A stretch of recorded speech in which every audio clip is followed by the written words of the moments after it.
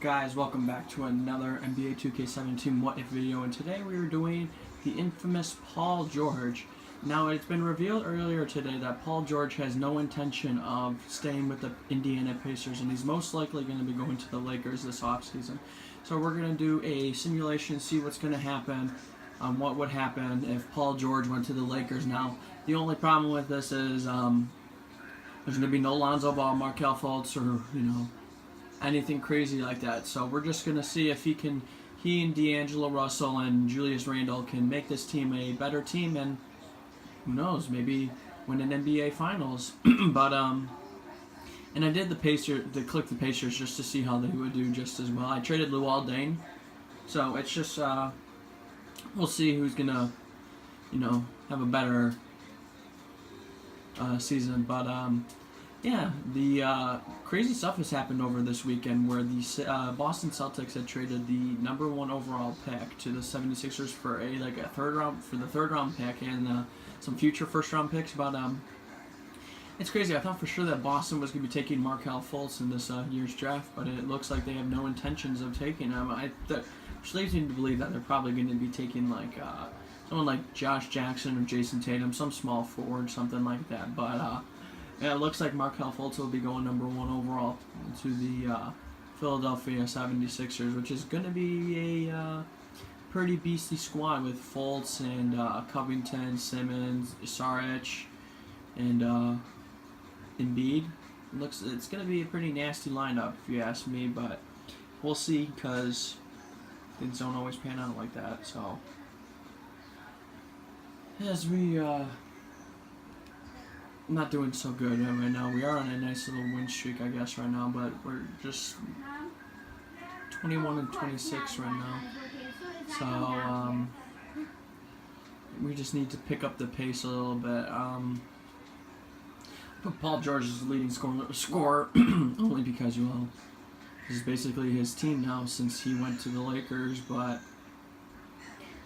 yeah, there's it's gonna be a crazy offseason in my opinion. The draft, I think, is gonna be a lot of moving pieces. We'll see, but it's just gonna be crazy to think. So as we're nearing the All-Star break, Paul George has not really made that much of a difference, if you ask me, because I don't know. We do finish on a nice 2-game winning streak, which is very nice, but.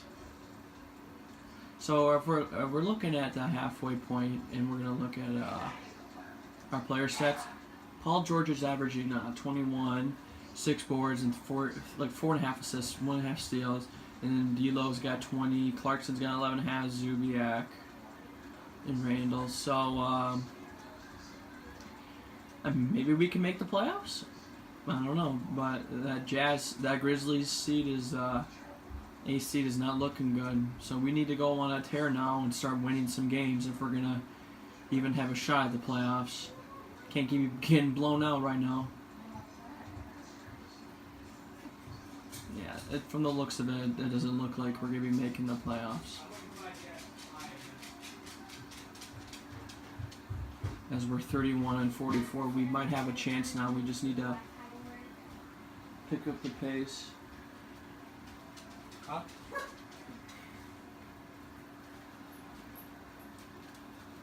Mom, the Wi-Fi will not work.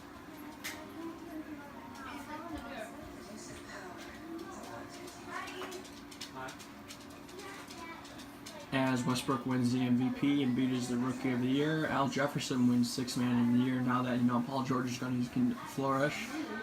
Whiteside's the defensive. Jokic is most improved. Popovich wins the Coach of the Year. Here's the All-NBA first team, the All-NBA second team, third team. There's no Paul George, which is kind of surprising, but we do have Zubac, who made it with 11-2, which is nice. But Say you're sorry.